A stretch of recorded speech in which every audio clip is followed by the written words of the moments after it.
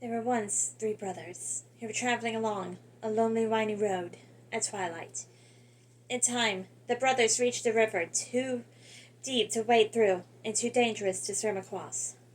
However, these brothers were learned in the magical arts, and so they simply waved their wands and made a bridge appear across the treacherous water.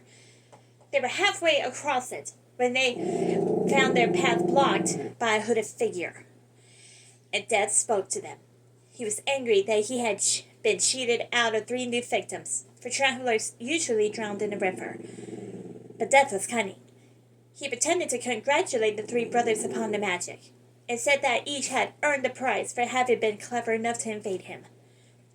So the oldest brother, who was a competitive man, asked for a wand more powerful than any in existence, a wand that must always win duels for its owner, a wand worthy of a wizard who had conquered death. So Death crossed to an elder tree on the banks of the river, fashioned the wand from a branch that hung there, and gave it to the oldest brother. Then the second brother, who was an arrogant man, decided that he wanted to humiliate Death still further, and asked for the power to recall others from death. So Death picked up a stone from the riverbank and gave it to the second brother, and told him that the stone would have the power to bring back the dead. And then Death asked the third and youngest brother what he would like. The youngest brother was the humblest and also the wisest of the brothers, and he did not trust Death.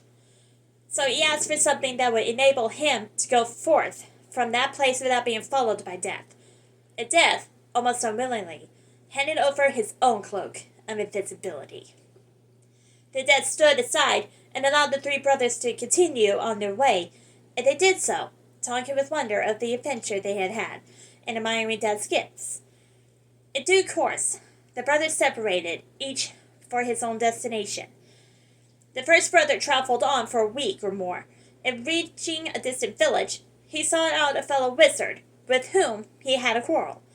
Naturally, with the elder one as his weapon, he could not fail to win the duel that followed.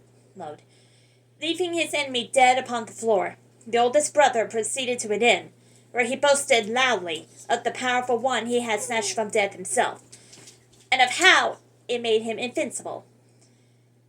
That very night, another wizard crept upon the oldest brother as he lay, wine-sodden, upon his bed. The thief took the wand, and for good measure, slit the oldest brother's throat. And so Death took the first brother for his own.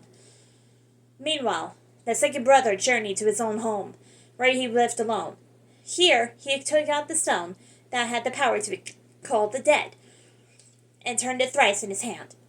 To his amazing and his delight, the figure of the girl he had once hoped to marry before her untimely death appeared at once before him. Yet she was silent and cold, separated from him as though by a veil. Though she had returned to the mortal world, she did not truly belong there, and suffered. Finally, the second brother, driven mad with hopeless longing, killed himself so as truly to join her. And so Death took the second brother for his own. But though Death searched for the third brother for many years, he was never able to find him. It was only when he had attained a great age that the youngest brother finally took off the cloak of invisibility and gave it to his son.